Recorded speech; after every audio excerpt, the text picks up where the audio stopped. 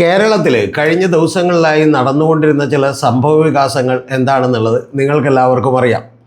അത് ശബരിമലയുമായി ബന്ധപ്പെട്ടിട്ടുള്ള സ്വർണ്ണപ്പാളികൾ അടിച്ചു മാറ്റുന്ന സംഭവം വലിയ തോതിൽ വിവാദമായിട്ടിരിക്കുകയായിരുന്നു. ആ വിവാദത്തിന് ഒരു ശമനമുണ്ടായത് PM ശ്രീ പദ്ധതിയിൽ CPIയോട് ചോദിക്കാതെ CPM ഒപ്പിട്ടിരിക്കുന്നു എന്ന് പറയുന്നൊരു വിവാദത്തിലേക്കാണ്. എന്ന് പറഞ്ഞാൽ സാധാരണ ഇടതുമുന്നണിയിൽ കാണാത്ത രീതിയിൽ CPIയും CPMും തമ്മിൽ വലിയ വിവാദമുണ്ടാവുകയും CPIയുടെ മന്ത്രിമാർ മന്ത്രിസഭാ യോഗത്തിൽ നിന്ന് തന്നെ വിട്ടുനിൽക്കുകയും ഒക്കെ ചെയ്തു. അപ്പോൾ ഇതിൻ്റെ കാരണങ്ങൾ പലവട്ടം നമ്മൾ വിശദമാക്കിയതാണ്. കാരണം CPIയുടെ മന്ത്രിമാർ 22-ാം തീയതി ഇരിക്കുന്ന ക്യാബിനറ്റ് മീറ്റിങ്ങിൽ പോലും ഈ PM ശ്രീ പദ്ധതിയെക്കുറിച്ച് ചോദിക്കുമ്പോൾ മുഖ്യമന്ത്രി ഒന്നും വേണ്ടിയില്ല, ശിവൻകുട്ടിയൊന്നും വേണ്ടിയില്ല. യഥാർത്ഥത്തിൽ ഇത് 16-ാം തീയതി തന്നെ ഒപ്പിട്ട ഒരു കാര്യമായിരുന്നു. അപ്പോൾ അത്തരത്തിലുള്ള വിവാദങ്ങളൊക്കെ തന്നെ കേരളത്തെ പിടിച്ചുകുലുക്കിക്കൊണ്ട് നിൽക്കുന്ന അവസരത്തിൽ യഥാർത്ഥത്തിൽ പിണറായി വിജയൻ്റെ ഒരു പത്രസമ്മേളനം വന്നു. ആ പത്രസമ്മേളനത്തിൽ എല്ലാവരും തന്നെ വിചാരിച്ചിരുന്നത് ഇത് PM ശ്രീ പദ്ധതിയെക്കുറിച്ചും CPMമായി ഉണ്ടാക്കിയിട്ടുള്ള ഒരു ഒത്തുതീർപ്പിനെക്കുറിച്ചും സംസാരിക്കാനായിരിക്കും വരിക എന്നാണ് വിചാരിച്ചത്. പക്ഷെ അത്തരം കാര്യങ്ങൾ അദ്ദേഹം പറഞ്ഞു. കാരണം താൽക്കാലികമായി 7 പേരുടെ ഒരു സമിതി ഉണ്ടാക്കിയിട്ടുണ്ട്, അവർ ഇതിനെക്കുറിച്ച് പഠിക്കും എന്നാണ് പറഞ്ഞിട്ടുള്ളത്. അതിൽ തന്നെ ഏറ്റവും വലിയ തമാശയാണ് 7 പേരുടെ സമിതി എന്ന് പറയുന്നത്. ഒന്ന് കൃഷ്ണൻകുട്ടിയും പിന്നെ നമ്മുടെ റോഷി അഗസ്റ്റിനും ഒക്കെയാണ്. റോഷി അഗസ്റ്റിനെയൊക്കെ സംബന്ധിച്ചോളം NEP എന്തായാലും PM ശ്രീ എന്തായാലും ഒന്നും കുഴപ്പമില്ല. അവരൊക്കെ അത്യാവശ്യം കച്ചവടമൊക്കെ ചെയ്ത് റബ്ബറൊക്കെ വിറ്റ് ഇപ്പോൾ സുഖമായി ജീവിക്കുന്ന ആളുകളാണ്. അപ്പോൾ അത്തരത്തിൽ പിന്നെ ശിവൻകുട്ടി തന്നെയാണ് ഇതിൻ്റെ ചെയർമാനായിട്ടുള്ളത്, ഈ സമിതിയുടെ തലവനായിട്ടുള്ളത്. എന്ന് പറഞ്ഞിട്ടുണ്ടെങ്കിൽ ശിവൻകുട്ടി ഓൾറെഡി പറയുന്നത് ഞാൻ എൻ്റെ അഭിപ്രായം മാറ്റി ജീവിതകാലം മുഴുവൻ NEP എതിർത്തുകൊണ്ടിരിക്കാൻ കഴിയുമോ എന്നൊക്കെ ഉള്ളതാണ്. അപ്പോൾ ഇനി സമിതി എന്തായിരിക്കും എന്നുള്ളതൊക്കെ നമുക്കറിയാം. പക്ഷെ അതുപോലും പിണറായി വിജയൻ്റെ തന്ത്രപരമായിട്ടുള്ള ഒരു നീക്കമായിരുന്നു. ഇതിനേക്കാളൊക്കെ ഉപരി നമ്മളെ ഞെട്ടിച്ചൊരു കാര്യം എന്ന് പറയുന്നത്, അതല്ലെങ്കിൽ ഞാൻ പ്രതീക്ഷിച്ചൊരു കാര്യം എന്ന് പറയുന്നത്, ഞാൻ കഴിഞ്ഞ 6 മാസമായി എൻ്റെ വീഡിയോകൾ ഫോളോ ചെയ്യുന്ന ആളുകൾക്കറിയാം, ഞാൻ കൃത്യമായി പറഞ്ഞുകൊണ്ടിരിക്കുന്നത് ഈ ഗവൺമെൻറ് ഒരു തെരഞ്ഞെടുപ്പിന് 6 മാസം മുമ്പ് വിവിധ തരത്തിലുള്ള ക്ഷേമ പദ്ധതികൾ പ്രഖ്യാപിക്കുമെന്നുള്ളതാണ്. അല്ലെങ്കിൽ തന്നെ കഴിഞ്ഞ 8 സംസ്ഥാനങ്ങളിൽ നടന്നിട്ടുള്ള തെരഞ്ഞെടുപ്പുകളും ആ തെരഞ്ഞെടുപ്പുകൾക്ക് മുമ്പ് പ്രഖ്യാപിച്ചിട്ടുള്ള ക്ഷേമ പെൻഷനുകളും ആ ക്ഷേമ പെൻഷനുകളിൽ മഹാഭൂരിപക്ഷവും തന്നെ സ്ത്രീകളെ ലാക്കാക്കിയുള്ളതാണെന്നും ആ സ്ത്രീകളുടെ വോട്ടുകൾ ഇപ്പോഴുള്ള തെരഞ്ഞെടുപ്പുകളിൽ വളരെ പ്രധാനപ്പെട്ടതാണെന്നും ഞാൻ കഴിഞ്ഞ വീഡിയോകളിൽ പറഞ്ഞിട്ടുണ്ട്. ഏതാണ്ട് അതേപോലെ തന്നെ പിണറായി വിജയനും കൃത്യമായിട്ടുള്ള പ്രഖ്യാപനങ്ങളുമായി എത്തിയിരിക്കുന്നു. പ്രഖ്യാപനങ്ങൾ മാത്രമല്ല, അദ്ദേഹത്തിൻ്റെ ഏതാണ്ട് 40 മിനിറ്റിലധികം നീണ്ട വാർത്താ സമ്മേളനം ഒരൊറ്റ വാർത്താ സമ്മേളനം കൊണ്ട് കേരള രാഷ്ട്രീയത്തിൻ്റെ ഫോക്കസ് ആകെ തന്നെ മാറ്റിമറിക്കുകയും ഇതേവരെ ഉണ്ടായിരുന്ന എല്ലാ നെഗറ്റീവുകളെയും പോസിറ്റീവുകളാക്കി മാറ്റുകയും ചെയ്യുന്ന അഭൂതപൂർവമായിട്ടുള്ള ഒരു കാര്യമാണ് നമ്മൾ പിണറായി വിജയൻ്റെ പത്രസമ്മേളനത്തിൽ കണ്ടിട്ടുള്ളത്. എല്ലാ പത്രസമ്മേളനങ്ങളിലും അദ്ദേഹം അത്തരത്തിലുള്ള ഒരു മിടുക്കുകൾ കൃത്യമായി കാണിച്ചിട്ടുണ്ട്. അതിൽ ഏറ്റവും കൂടുതൽ പ്രശ്നമാകാമായിരുന്ന ഒരു കാര്യം PM ശ്രീ പദ്ധതിയിൽ ഒപ്പിട്ടതാണ്. പക്ഷെ അതിനെക്കുറിച്ചുള്ള ചോദ്യങ്ങൾക്ക് അദ്ദേഹം ഉത്തരം പറയുന്നില്ല. കാരണം അദ്ദേഹം കൃത്യമായിട്ടുള്ള ഒരു മറുപടി കൊടുത്തു. എനിക്ക് മറുപടി ഇല്ലാത്തതുകൊണ്ടല്ല, പകരം ഞാൻ ഉത്തരം പറയുന്നില്ല. പറയാത്തതിൻ്റെ കാരണം PM ശ്രീ പദ്ധതിയെക്കുറിച്ച് അവലോകനം ചെയ്യാൻ വീണ്ടും കൃത്യമായി പഠിക്കാൻ ഒരു സമിതിയെ വെക്കുമ്പോൾ ഞാനങ്ങനെ പറയുന്നത് ശരിയല്ലല്ലോ എന്ന് പറഞ്ഞു. അതോടുകൂടി പത്രക്കാരുടെ വായടഞ്ഞു, മാധ്യമങ്ങളുടെ. അതിനുശേഷം അദ്ദേഹം നിരവധി പ്രഖ്യാപനങ്ങൾ നടത്തി. ആ പ്രഖ്യാപനങ്ങൾ നിങ്ങൾ അറിയേണ്ടത് നിസ്സാര കാര്യമല്ല. കേരളത്തിൽ ആകെയുള്ളത് ഏതാണ്ട് ഒരു 80 ലക്ഷത്തോളം വരുന്ന കുടുംബങ്ങളാണ്. ചില കണക്കുകളിൽ 74 എന്നും ചില കണക്കുകളിൽ 82 എന്നും പറയുന്നുണ്ട്. നമുക്ക് ഒരു ഉദാഹരണത്തിന് 80 ലക്ഷത്തോളം വരുന്ന കുടുംബങ്ങളാണ് കേരളത്തിൽ ആകെയുള്ളത്. ആ 80 ലക്ഷത്തോളം വരുന്ന കുടുംബങ്ങളിൽ ഏതാണ്ട് 60 ലക്ഷത്തോളം പേരെയും ബാധിക്കുന്ന ഒരു കാര്യമാണ് സാമൂഹ്യക്ഷേമ പെൻഷനുകൾ എന്ന് പറയുന്നത്. ആ സാമൂഹ്യക്ഷേമ പെൻഷനുകളിൽ 2021 അധികാരത്തിൽ വന്നിട്ടുള്ള പിണറായി വിജയൻ ഗവൺമെൻറ് വർധനവൊന്നും നടത്തിയില്ലെങ്കിലും ഞാൻ നേരത്തെ നിങ്ങളോട് പറഞ്ഞതുപോലെ ഇത്തവണ 400 രൂപ വർദ്ധിപ്പിച്ചിരിക്കുന്നു. എന്ന് പറഞ്ഞാൽ നിങ്ങൾ അറിയണം, കൃത്യമായി പറഞ്ഞാൽ 1600 രൂപയാണ് മാസം കൊടുത്തുകൊണ്ടിരുന്നത്. അതിൽ 25% വരുന്ന വലിയ വർധനവ് നടത്തിയിരിക്കുന്നു 400 രൂപ. ആ 400 രൂപ നടത്തിയെന്ന് മാത്രമല്ല, യഥാർത്ഥത്തിൽ കഴിഞ്ഞ മാസത്തെ 1600 ഇത്തവണത്തെ 2000 രൂപയും അടക്കം 3600 രൂപ ഓരോ കുടുംബത്തിലേക്കും കിട്ടും. അപ്പോൾ 2 പേർക്ക് അത്തരത്തിൽ സാമൂഹ്യക്ഷേമ പെൻഷനുകൾ കിട്ടുന്നവരുണ്ടെങ്കിൽ ഏതാണ്ട് 7200 രൂപയോളം കൃത്യമായി കിട്ടുമെന്ന് ചുരുക്കം. ആ 7200 രൂപ കിട്ടുന്നത് കൂടാതെ, അതായത് അത് തന്നെ നിങ്ങൾ അറിയണം, കേരളത്തിലെ മഹാഭൂരിപക്ഷം വരുന്ന കുടുംബങ്ങളിലേക്കാണ് അത്തരത്തിലുള്ളൊരു നമ്പർ എത്തുന്നത്. അതുകൂടാതെ കേരളത്തിൻ്റെ ജനതയുടെ ഏതാണ്ട് പകുതിയോളം വരുന്ന 3.5 കോടിയോളം വരുന്ന ജനതയിൽ 1 കോടിയോളം ആളുകൾ ഏതാണ്ട് പുറത്താണ്. അവർ മറ്റ് സ്റ്റേറ്റുകളിലും വിദേശത്തുമൊക്കെയായി ജോലി ചെയ്യുന്നവരാണ്. ബാക്കി വരുന്ന ഏതാണ്ട് 2.5-2.25 കോടിയോളം വരുന്ന ആളുകളിൽ പകുതിയോളം പേർക്കും തന്നെ കൃത്യമായി ഏതെങ്കിലും തരത്തിലുള്ള ബെനഫിറ്റുകൾ കിട്ടുന്ന സ്കീമാണ് അദ്ദേഹം പ്രഖ്യാപിച്ചത്. അപ്പോൾ അതുമായി ബന്ധപ്പെട്ട് നമുക്കറിയാം, ഇത്തരത്തിൽ ഏറ്റവും ആദ്യത്തെ സാമൂഹ്യക്ഷേമ പെൻഷനുകൾ കൂട്ടി. ഈ സാമൂഹ്യക്ഷേമ പെൻഷൻ കൂട്ടിയത് മാത്രമല്ല, നിരവധി കാര്യങ്ങളിൽ വർധനമുണ്ടായി. ഇപ്പോൾ ഒരു ഉദാഹരണം നിങ്ങളോട് പറഞ്ഞാൽ, ഗസ്റ്റ് ലെക്ചേഴ്സിൻ്റെ വരുമാനം കൂട്ടി എന്നുള്ളതാണ്. അതായത് അവർക്കുള്ള കൂട്ടി. ആ ഗസ്റ്റ് ലെക്ചേഴ്സായി വർക്ക് ചെയ്യുന്നവരിൽ മഹാഭൂരിപക്ഷം തന്നെ സ്ത്രീകളാണ് എന്നുള്ളത് കൂടി നിങ്ങളൊന്ന് ആലോചിക്കണം. കൂടാതെ കെട്ടിട നിർമ്മാണ തൊഴിലാളി ക്ഷേമനിധി കുടിശ്ശിക തീർക്കാൻ വേണ്ടിയിട്ട് 900 കോടി രൂപയിലധികം അദ്ദേഹം കടമെടുക്കാൻ തീരുമാനിച്ചു. അതും നമ്മളെ സാധാരണ ഈ പറഞ്ഞ പോലെ മേക്കാട്ട് പണിക്ക് പോകുന്ന, ഹെൽപ്പറായി പോകുന്ന നിരവധി സ്ത്രീകൾ അടങ്ങിയിട്ടുള്ള ഒരു മേഖലയാണ്. അവർക്ക് കൂടി വലിയ തോതിലുള്ള ഒരു വർധനമുണ്ടായി എന്നുള്ളതാണ്. മൂന്നാമത്തേത് നമുക്കറിയാം, അംഗൻവാടി വർക്കേഴ്സും അവരുടെ ഹെൽപ്പേഴ്സിനും അടക്കം 1000 രൂപ കൂടി വർദ്ധിപ്പിച്ചു. കഴിഞ്ഞ തവണയും വർദ്ധിപ്പിച്ചതാണ്, അതൊരിക്കൽ കൂടി വർദ്ധിപ്പിച്ചു. പിന്നെ ഏറ്റവും പ്രധാനപ്പെട്ട കാര്യം എന്ന് പറയുന്നത്, സെക്രട്ടേറിയറ്റിന് നടയിൽ 260 ദിവസത്തിലധികമായി സമരം നടത്തിക്കൊണ്ടിരിക്കുന്ന ഒരു വിഭാഗമാണ് ആശാ വർക്കേഴ്സ് എന്ന് പറയുന്നത്. ആശാ വർക്കേഴ്സിൽ 24,000-ഓളം പേരിൽ മഹാഭൂരിപക്ഷം CAT യൂണിയനിലാണ്, കുറച്ച് പേർ INTUC യൂണിയനിലാണ്. ഈ INTUC യൂണിയനും CAT യൂണിയനും, അതായത് കോൺഗ്രസിൻ്റെ യൂണിയൻ അടക്കം ഈ സമരത്തെ തള്ളിപ്പറയുകയാണ്. കേവലം ഒരു 400-500ഓളം പേര് മാത്രമേ അവർ സമരം ചെയ്യുന്നുള്ളൂ. അത് SUCA എന്ന് പറയുന്ന സംഘടനയാണ്. കൂടാതെ BMS എന്ന് പറയുന്ന സംഘടന അത് പുതിയതായി ഉണ്ടായി വന്നിട്ടുണ്ട്. കാരണം SUCAയുടെ കുറച്ച് പേരെ അവർ കൊണ്ടുപോയിട്ടുണ്ട്. അപ്പോൾ അവരൊക്കെ ചേർന്ന് സമരം ചെയ്യുകയാണ്. ആ സമരം ചെയ്യുമ്പോഴും അവരുടെ സമരത്തിന് ചില വലിയ വിരോധാഭാസമുണ്ട്. കാരണം അവർ കേരള സംസ്ഥാന ഗവൺമെൻറ്റിനെതിരെ മാത്രമാണ് സമരം ചെയ്യുന്നത്. പക്ഷേ പിണറായി വിജയൻ ഗവൺമെൻറ്, 2 പിണറായി വിജയൻ സർക്കാരുകളുടെ കാലത്താണ് 7000 രൂപയാക്കി അത് ഉയർത്തിയത് എന്നുള്ളത് വാസ്തവമാണ്, നമുക്കല്ലെന്ന് പറയാൻ കഴിയില്ല. യഥാർത്ഥത്തിൽ സുരേഷ് ഗോപിയും അതുപോലെ BJPയും ഒക്കെ തരുന്ന കൊട കൊണ്ട് പിടിച്ചുകൊണ്ട് പിണറായി വിജയനെതിരെ സമരം ചെയ്യുന്നതിന് നമുക്ക് അംഗീകരിക്കാൻ കഴിയില്ല. കാരണം ഇന്ത്യയിലെമ്പാടുമുള്ള ഇത്തരത്തിലുള്ള ആശാ വർക്കർമാർക്ക് വർധനവ് നടത്തേണ്ട ഉത്തരവാദിത്തം കേന്ദ്ര ഗവൺമെൻറ്റിന് കൂടിയുണ്ട്. അത് പറയാതെ ഇവർ സമരം ചെയ്യുന്നതിന് നമുക്ക് എതിർക്കേണ്ടി വരും എന്നുള്ളത് യാഥാർത്ഥ്യമാണ്. അവരുടെ വരുമാനം കൂട്ടേണ്ടതാണ്, അവരുടെ ശമ്പളം കൂട്ടേണ്ടതാണ് എന്നുള്ള കാര്യത്തിലൊന്നും നമുക്കൊരു തർക്കമില്ല. പക്ഷേ തീർച്ചയായിട്ടും ഇത്തരത്തിലുള്ള ആ ആശാ വർക്കർമാരുടെ കാര്യത്തിലും 1000 രൂപ കൂടി കൂട്ടിക്കൊടുത്തിരിക്കുന്നു. 1000 രൂപ കൂട്ടിക്കൊടുത്തതിൻ്റെ അടിസ്ഥാനത്തിൽ ഒരു 100 രൂപയെങ്കിലും കൂട്ടിത്തന്നാൽ, 1000 രൂപയെങ്കിലും കൂട്ടിത്തന്നാൽ ഞങ്ങൾ സമരം നിർത്തുമെന്നാണ് പറഞ്ഞുകൊണ്ടിരുന്നത്. പക്ഷേ അതിനുശേഷം ഇവർക്ക് 1000 രൂപ കൂട്ടിയപ്പോൾ പ്രതിപക്ഷമടക്കമുള്ള ആളുകൾ കേവലം ഒരു ദിവസം 33 രൂപ മാത്രമാണ് കൂട്ടിയത് എന്നുള്ളൊരു വ്യാഖ്യാനത്തിലേക്ക് എത്തി. പക്ഷെ അതിനൊന്നും അടിസ്ഥാനമില്ല. കാരണം 1000 രൂപയിൽ നിന്ന് 7000 രൂപയാക്കിയത് പിണറായി സർക്കാരാണ്. ഇപ്പോൾ വീണ്ടും 1000 രൂപ കൂടി കൂട്ടിയിരിക്കുന്നു, എന്ന് പറഞ്ഞാൽ 8000 രൂപ കൂടി കൂട്ടിയിരിക്കുന്നു. യഥാർത്ഥത്തിൽ ഇത്രയും കാലം സർക്കാരിനെതിരെ നടത്തിയിട്ടുള്ള സമരം അവർ പിൻവലിക്കുന്നു.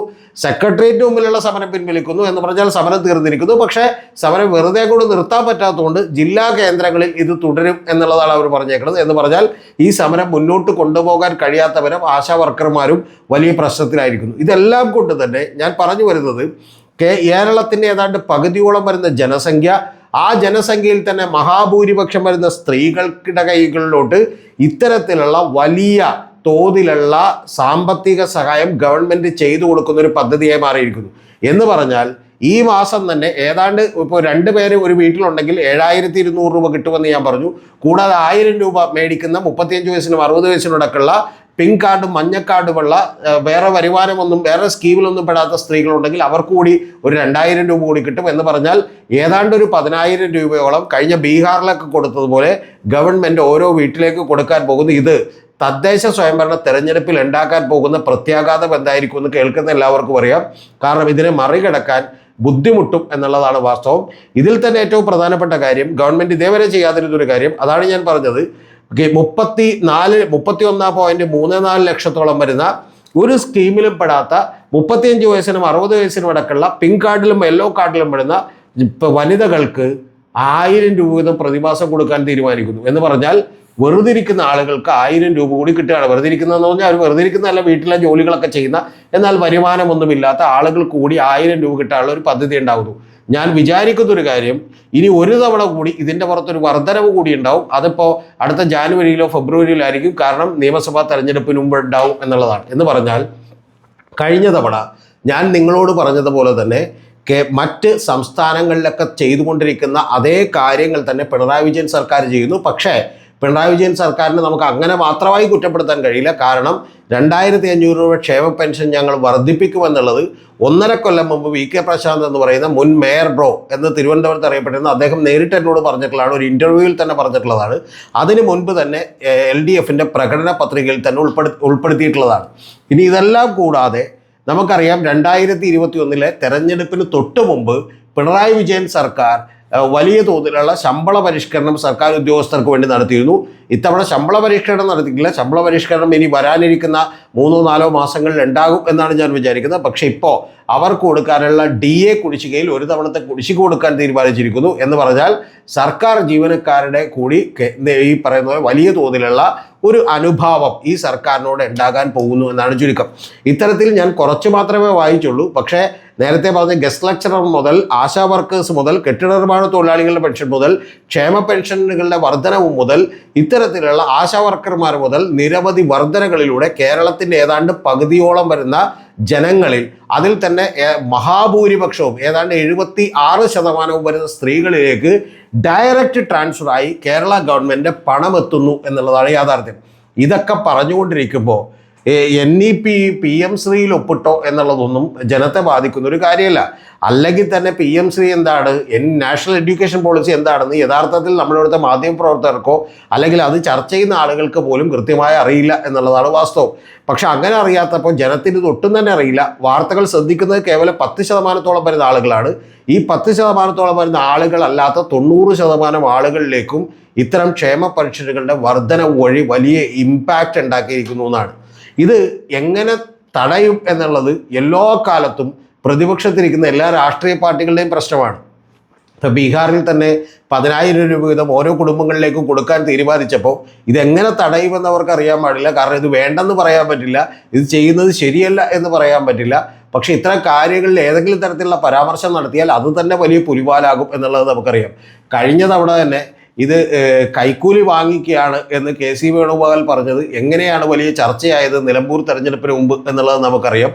അതേപോലെ തന്നെ ഈ പറയുന്ന അടൂർ പ്രകാശ് നടത്തിയിട്ടുള്ള ഒരു പ്രസ്താവന കോൺഗ്രസിൻ്റെയും വലിയ തോതിൽ പ്രശ്നമായി തീർന്നു.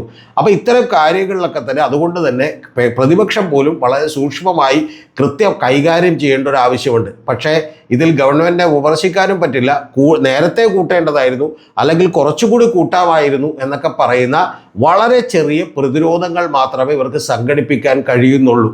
ഇതിനോടൊപ്പമാണ് നിങ്ങൾ അറിയേണ്ടത് 64,006 വരുന്ന കുടുംബങ്ങളെ അതിദാരിദ്ര്യ നിർമ്മാർജ്ജനം ചെയ്യുന്ന കുടുംബങ്ങളെ കണ്ടെത്തുകയും ആ കണ്ടെത്തിയ കുടുംബങ്ങളെ കൃത്യമായി അവരെ ദാരിദ്ര്യ നിർമ്മാർജ്ജനം ചെയ്യുകയും അവരുടെ സാമ്പത്തിക നിധി മെച്ചപ്പെടുത്തുകയും ചെയ്യുന്ന പരിപാടികൾ ആവിഷ്കരിച്ചത് അത് MV ഗോവിന്ദൻ മാഷ് തദ്ദേശ സ്വയംഭരണ വകുപ്പ് മന്ത്രിയായിരിക്കുമ്പോഴാണ്.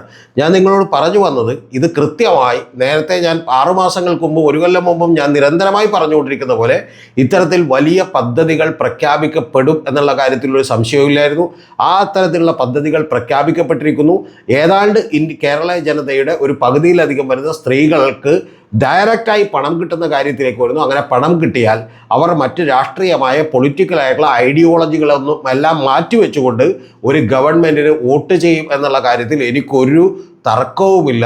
പോളിസിയോ അല്ലെങ്കിൽ NEPയോ നയമോ അല്ലെങ്കിൽ രാഷ്ട്രീയമോ പൊളിറ്റിക്കൽ ഐഡിയോളജിയോ ഒന്നുമല്ല, കയ്യിൽ കിട്ടുന്ന നാണയങ്ങൾ തന്നെയായിരിക്കും ഏറ്റവും മുഖ്യം എന്നുള്ളത് ഏവർക്കും അറിയാവുന്ന ഒരു കാര്യമാണ്. അങ്ങനെ ഒരു പത്രസമ്മേളനം കൊണ്ട് വളരെ ലളിതമായി കേരള രാഷ്ട്രീയത്തെയും CPMന് അനുകൂലമായും ജനങ്ങളെ മാറ്റിമറിക്കാൻ കഴിഞ്ഞിരിക്കുന്നു എന്നുള്ളതാണ് വാസ്തവം.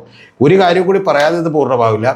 NEPയും അതുപോലെ തന്നെ ഈ പറയുന്ന PM ശ്രീയിൽ ഒപ്പിടൽ പോലും പിണറായി വിജയൻ ബോധപൂർവം ചെയ്തതാണോ എന്ന് പോലും എനിക്ക് സംശയമുണ്ട്. കാരണം അങ്ങനെ ചെയ്യുമ്പോൾ CPIയോടും അതുപോലെ തന്നെ ശിവൻകുട്ടിയോടൊന്നും പറഞ്ഞിട്ടുണ്ടാവില്ല അദ്ദേഹം. കാരണം പറഞ്ഞിട്ടില്ലാത്തതിൻ്റെ കാരണമെന്ന് പറഞ്ഞാൽ ഇതൊരു പ്രശ്നമായി വളർന്നോട്ടെ, അങ്ങനെ വലിയ രൂക്ഷമായ തർക്കമായി മാറിക്കോട്ടെ, മാധ്യമങ്ങളെല്ലാം ഇത് ചർച്ച ചെയ്തോട്ടെ എന്ന് വളരെ ബുദ്ധിമാനായിട്ടുള്ള പിണറായി വിജയൻ വിചാരിച്ചിട്ടുണ്ടാകും എന്നാണ് ഞാൻ വിചാരിക്കുന്നത്. കാരണം അതിനേക്കാൾ വലിയ ഡാമേജ് ഉണ്ടാക്കുക ശബരിമലയിലെ സ്വർണ്ണപ്പാളി മോഷണം പോയതും മറ്റു പല പ്രശ്നങ്ങളൊക്കെ ഉയർന്നു വന്നാൽ അതിനേക്കാൾ വലിയ തലവേദനയാകും. അതേസമയം PM ശ്രീയും CPIയും CPMും തമ്മിലുള്ള അടിയൊക്കെ ഉണ്ടായപ്പോലും അതൊന്നും ജനത്തെ വലിയ തോതിൽ ബാധിക്കാൻ പോകുന്നില്ല എന്നെനിക്കറിയാം. ഇത് പറയുമ്പോൾ ഒരു സിനിമ കൂടി എനിക്ക് ഓർമ്മ വരുന്നുണ്ട്. നമുക്കെല്ലാം അറിയുന്ന വളരെ ഫേമസ് ആയിട്ടുള്ളൊരു സിനിമയുണ്ട്. അതായത് ബിജു മേനോനും അതുപോലെ തന്നെ അജു വർഗീസും ഒക്കെ അഭിനയിച്ചിട്ടുള്ള ഗംഭീരമായിട്ടുള്ള ഒരു രാഷ്ട്രീയ സിനിമയുണ്ട്. ആ രാഷ്ട്രീയ സിനിമയിൽ ബിജു മേനോൻ കൃത്യമായിട്ട് അജു വർഗീസിനോട് പറയുന്നുണ്ട്, ജയിക്കണം എന്നാണ് അവൻ തെരഞ്ഞെടുപ്പിൽ നിൽക്കുമ്പോൾ ആഗ്രഹിക്കുന്നത്, പക്ഷേ തോക്കണം എന്നാണ്, ഞാൻ തോക്കണം, തോറ്റാൽ എനിക്ക് ഡൽഹിയിൽ സ്ഥാനം കിട്ടുമെന്നാണ് ഇവൻ എല്ലാവരോടും പറയുന്നത്. പക്ഷേ ഏറ്റവും ഒടുവിൽ ഇവൻ ജയിച്ചു എന്ന് പറയുമ്പോൾ അജു വർഗീസിനോട് പറയുന്നുണ്ട്, ഈ പദ്ധതി എന്നോടെങ്കിലും നിങ്ങൾക്ക് പറയാമായിരുന്നില്ലേ എന്ന് ചോദിക്കുന്നുണ്ട്. അങ്ങനെ ചോദിക്കുമ്പോൾ ഉടനെ തന്നെ ബിജു മേനോൻ തിരിച്ചു പറയുന്നൊരു ഡയലോഗുണ്ട്, നിന്നോട് പറയണം എന്ന് ഞാൻ പലവട്ടം വിചാരിച്ചതാണ്, പക്ഷേ നിനക്ക് എൻ്റെ അത്ര എക്സ്പീരിയൻസ് ഇല്ലല്ലോ അഭിനയത്തിൽ, അതുകൊണ്ട് ഞാൻ പറയാതിരുന്നതാണെന്ന്. ഞാൻ വിചാരിക്കുന്ന ഒരു കാര്യം, പിണറായി വിജയൻ മനഃപൂർവ്വം തന്നെ ഇത്തരത്തിലുള്ളൊരു ഇഷ്യൂ ഉണ്ടാക്കിയതായിരിക്കും. ആ ഇഷ്യൂ ഉണ്ടാക്കിയതിൻ്റെ ഗുണം അദ്ദേഹത്തിന് തീർച്ചയായിട്ടും കിട്ടിയിരിക്കുന്നു. അതിൻ്റെ ഗുണം ഏറ്റവും അവസാനത്തെ പത്രസമ്മേളനത്തിൽ പോലും വലിയ ചോദ്യങ്ങൾ ചോദിക്കാനും മാധ്യമങ്ങളെല്ലാം ഉറ്റുനോക്കുന്ന പത്രസമ്മേളനമാക്കി മാറ്റാൻ കഴിഞ്ഞു. ആ പത്രസമ്മേളനത്തിൽ വെച്ചാണ് ഇതെല്ലാം തന്നെ പ്രഖ്യാപിക്കപ്പെട്ടത്. അതിനുശേഷം അദ്ദേഹം ചിലപ്പോൾ ശിവൻകുട്ടിയോടും ഒരുപക്ഷെ ഈ പറഞ്ഞതുപോലെ CPIയുടെ ആളുകളോടും ഒക്കെ തന്നെ പറഞ്ഞിട്ടുണ്ടാവും, നിങ്ങൾക്ക് എൻ്റെ അത്ര പരിചയമില്ലാത്തതുകൊണ്ട്, കൃത്യമായി അഭിനയിക്കാൻ പറ്റാത്തതുകൊണ്ട് ഞാനിത് പറഞ്ഞില്ല എന്നേ ഉള്ളൂ, ദിസ് വാസ് മൈ പ്ലാൻ, ഇതെൻ്റെ പ്ലാൻ ആയിരുന്നു, എൻ്റെ പദ്ധതി ആയിരുന്നു എന്ന് പറഞ്ഞിട്ടുണ്ടാകും എന്ന് തോന്നിക്കുന്ന രീതിയിലുള്ള ഒരു പെർഫോമൻസ് ആണ് നടത്തിയിട്ടുള്ളത്. ഒരൊറ്റ പത്രസമ്മേളനം കൊണ്ട് പിണറായി വിജയൻ മൈലുകളോളം ഈ തദ്ദേശ സ്വയംഭരണ തെരഞ്ഞെടുപ്പിൽ മുമ്പിലേക്ക് എത്തിയിരിക്കുന്നു. CPMനെയും LDFനെയും മുമ്പിലേക്ക് എത്തിച്ചിരിക്കുന്നു എന്നുള്ള കാര്യത്തിൽ എനിക്കൊരു സംശയവുമില്ല. ഇത് ചെറിയ കട്ടൻ റൈസറാണ്. ഇനി വരാനിരിക്കുന്നത് ഇത്തരം ക്ഷേമ പദ്ധതികളുടെ പൂരമാണ്. യഥാർത്ഥത്തിൽ ഈ വരുന്ന 2026 നിയമസഭാ തെരഞ്ഞെടുപ്പിന് മുൻപ് കഴിഞ്ഞ മഹാരാഷ്ട്രയിലും ഹരിയാനയിലും അതുപോലെ ബീഹാറിലും മധ്യപ്രദേശിലും രാജസ്ഥാനിലുമൊക്കെ തന്നെ ഞാൻ നിങ്ങളോട് കഴിഞ്ഞ വീഡിയോകളിൽ വിശദീകരിച്ചതുപോലെ ലാഡ്ലി ബഹൻ യോജന പോലെ, മാജി ലഡ്കി ബഹൻ യോജന പോലെയുള്ള നിരവധി പദ്ധതികളിലൂടെ എങ്ങനെയാണ് സ്ത്രീ വോട്ടർമാരിലേക്ക് ചെന്ന് കയറുന്നതെന്നും അപ്പൊളിറ്റിക്കലായിട്ടുള്ള ആളുകളെ സ്വാധീനിച്ചുകൊണ്ട് എങ്ങനെയാണ് തെരഞ്ഞെടുപ്പിൽ ജയിക്കാൻ കഴിയുക എന്നുള്ളതിൻ്റെയും ഒരു പെർഫെക്റ്റ് എക്സാമ്പിളിലേക്ക്, അല്ലെങ്കിൽ അത്തരം രാഷ്ട്രീയങ്ങളിലേക്ക് ഐഡിയോളജിക്കലായിട്ടുള്ള ബാറ്റിലുകൾ മാറ്റിവെച്ചുകൊണ്ട് യഥാർത്ഥത്തിൽ കേരളവും മാറുന്നു എന്ന് പറയുന്ന വലിയ സങ്കടമുണ്ട്. പക്ഷെ ആ കളികളിൽ ഏറ്റവും മിടുക്കൻ പിണറായി വിജയൻ എന്ന് പറയുന്ന രാഷ്ട്രീയക്കാരനാണ്. അദ്ദേഹത്തോട് പകരം വെക്കാൻ മറ്റൊരു രാഷ്ട്രീയക്കാരൻ ഒരു രാഷ്ട്രീയ പാർട്ടിയിലും ഇപ്പോൾ കേരളത്തിലില്ല എന്നുള്ളത് കൂടി വാസ്തവമാണ്. അതുകൊണ്ട് പിണറായി വിജയൻ ഒരിക്കൽ കൂടി വിജയിച്ചിരിക്കുന്നു. ഒരു പത്രസമ്മേളനത്തിലൂടെ അജണ്ടകളും കേരള രാഷ്ട്രീയവും തിരുത്തി എഴുതിയിരിക്കുന്നു.